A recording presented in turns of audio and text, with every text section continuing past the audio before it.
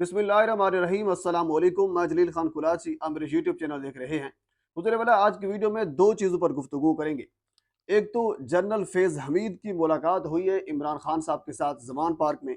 ये मुलाकात कब हुई है, किसने करवाई है और इस मुलाकात के मकासद क्या हैं। हालांकि इससे पहले हमें ये बताया गया था कि जनरल फैज़ हमीद जो है वो इस वक्त गिरफ्तार हैं, तो फिर ये मुलाकात कैसे हो गई है, करवाई किसने है, इसके मकासद क्या हैं और ये दावा किसने किया है, इस चीज़ के ऊपर गुफ्तगू करेंगे।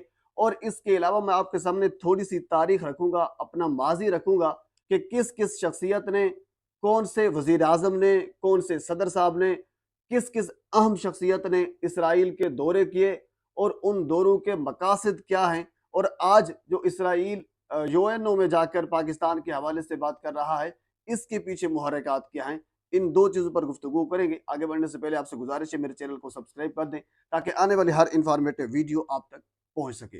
हुजूर वाला कल एक प्रेस कॉन्फ्रेंस की गई जो कि इंतहाई अहम तरीन है। वैसे अगर माजी देखा जाए तो खान साहब के ऊपर तमाम तरह के इल्ज़ामात लग चुके हैं। खान साहब अमेरिका के एजेंट हैं, खान साहब यहूदियों के एजेंट हैं, खान साहब जो हैं वो मुखालिफ है अमेरिका के, कभी कहा जाता है खान साहब चीन के मुखालिफ हैं, कभी कहा जाता है कि जो अरब ममालिक है उनके मुखालिफ हैं।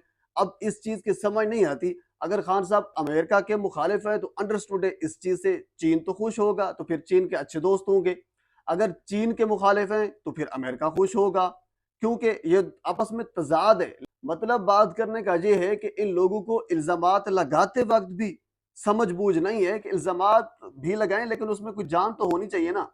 इस किस्म का इल्ज़ाम लगाते हैं जिसका कोई ना सर होता है ना पैर होता है। बहरहाल एक और बड़ा इल्ज़ाम खान साहब के ऊपर कल की प्रेस कॉन्फ्रेंस में लगाया गया है और ये कहा गया है क्योंकि इससे पहले एक इसराइली रिप्रेजेंटेटिव खातून ने पाकिस्तान में इंसानी हकूक की वायलेशन के बारे में गुफ्तगू की है।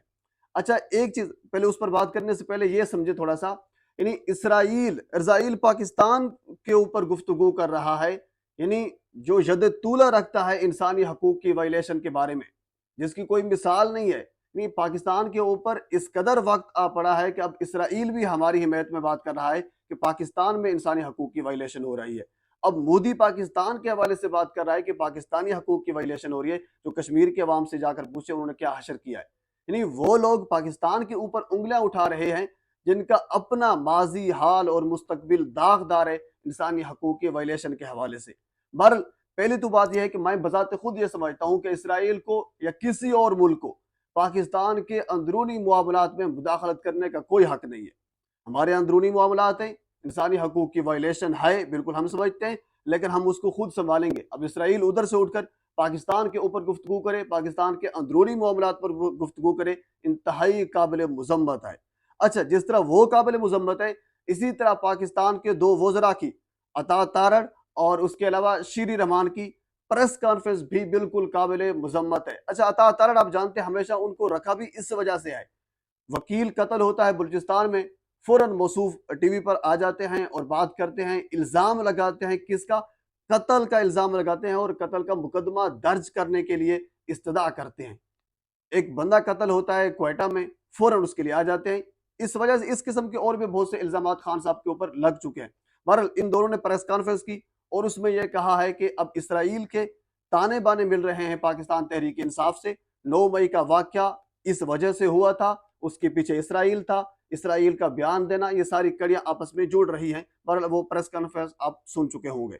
मैं आज की वीडियो में आपको ये बताना चाहूंगा, आपको ये दिखाना चाहूंगा कि किस किस शख्सियत ने इसराइल के दौरे किए और कौन से मफादात लेने की कोशिश की और ताल्लुकात बढ़ाने की कोशिश की है। सबसे पहले हुजूर वाला 1993 में जब वजीर आजम थी मोहतरमा बेनजीर भुट्टो, तो उस वक्त परवेज मुशर्रफ साहब जो थे वो director general of Pakistan military थे। तो उन्होंने इसराइल के डेलीगेशन के साथ मुलाकात की, पाकिस्तान के साथ ताल्लुकात हमवार करने की बात की।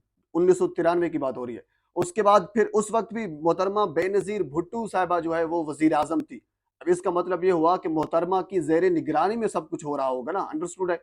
अब हम थोड़ा सा आगे चलते हैं। फिर 1995 में मोहतरमा बेनजीर भुट्टो साहिबा ने खुद इसराइल के वफद के साथ मुलाकात की और इसके बाद फिर हम आगे चलते हैं। जमीयत उलमा इस्लाम के मौलाना अजमल कादरी साहब ने एक इंटरव्यू दिया और उस इंटरव्यू में टीवी पे आकर उन्होंने ये कहा कि मुझे इसराइल भेजा गया था। किसकी जानब से? नवाज शरीफ साहब की जानब से, क्योंकि वो नवाज शरीफ साहब की कैबिनेट का हिस्सा थे। नवाज शरीफ साहब की जानब से मौलाना अजमल कादरी साहब को इसराइल भेजा गया। क्यों भेजा गया? अब ज़ाहिर सी बात है, मफादात की खातिर भेजा गया। पर उसके हम थोड़ा सा आगे चलते हैं। हुजूर वाला 18 नवंबर 2007 में मुलाकात हुई मोहतरमा बेनज़ीर भुट्टो की। साबिक सदर और साबिक वजीर आजम इसराइल के जो हैं उनके साथ मुलाकात हो गई 2007 में। किसकी? मोहतरमा बेनज़ीर भुट्टो की। अब हम थोड़ा सा आगे चलते हैं।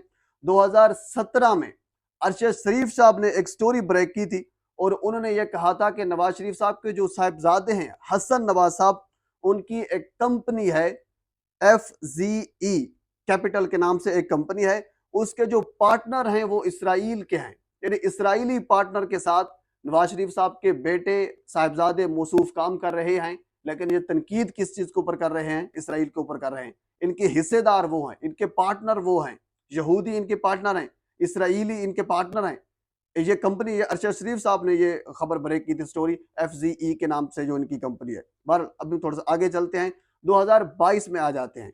हुजूर वाला 2022 शहबाज शरीफ साहब की हुकूमत में 15 बंदों के डेलीगेशन ने, जिसमें एंकर अहमद कुरैशी साहब भी मौजूद थे, इसराइल का विजिट किया। और शराका नाम की एक ऑर्गेनाइजेशन है, उन्होंने इस विजिट को हैंडल किया, इसको ऑर्गेनाइज किया। उसमें 15 बंदों के डेलीगेशन, जिसमें अहमद कुरैशी साहब भी मौजूद थे, पाकिस्तान की नुमाइंदगी करके इसराइल गए और इसराइल में पाकिस्तान और इसराइल के दरमियान ताल्लुकात बढ़ाने पर या फिर आपस में करीब आने पर गुफ्तगू की गई। ये दूर की बात नहीं हो रही, ये 2022 शहबाज शरीफ साहब की हुकूमत के अंदर की बात हो रही है। बहरहाल ये इस किस्म की मुलाकातें, खान साहब की मुलाकात नहीं हुई। अच्छा, इसके अलावा खान साहब एक मरतबा खुद भी कह चुके हैं, बाकी मुख्तलिफ हमारे जो सीनियर जर्नलिस्ट हैं वो इस बात पर काफ़ी कह लीजिए कि वो चीखो पुकार भी कर चुके हैं। हामिद मीर साहब का जो इंटरव्यू है वो कह लीजिए कि बड़ा मशहूर इंटरव्यू आपने सुना होगा।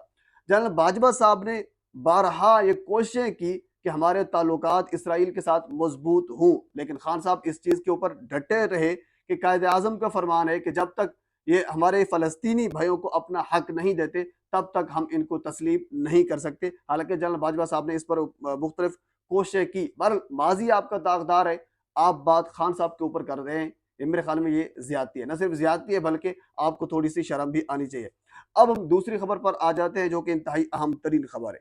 खबर ये है, ब्रेक हो रही है कि साबिक DGISI जनरल फैज हमीद ने मुलाकात की है ज़मान पार्क में इमरान खान साहब के साथ।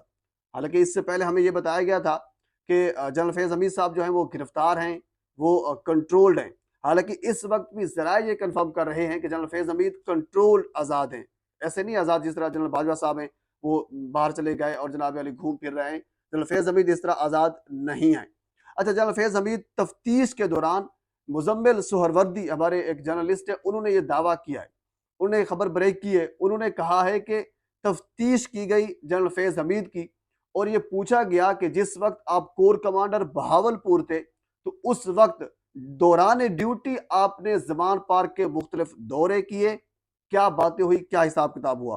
तो उसके जवाब में जनरल फैज हमीद ने यह कहा कि मैंने दौरे बतौर DGISI नहीं किए, मैंने दौरे बतौर कोर कमांडर बहावलपुर नहीं किए, मैंने दौरे किए थे उस वक्त के अपने बॉस के ऑर्डर के कहने के ऊपर। मैंने तो उसका ऑर्डर कह लीजिए कि वो पूरा किया था।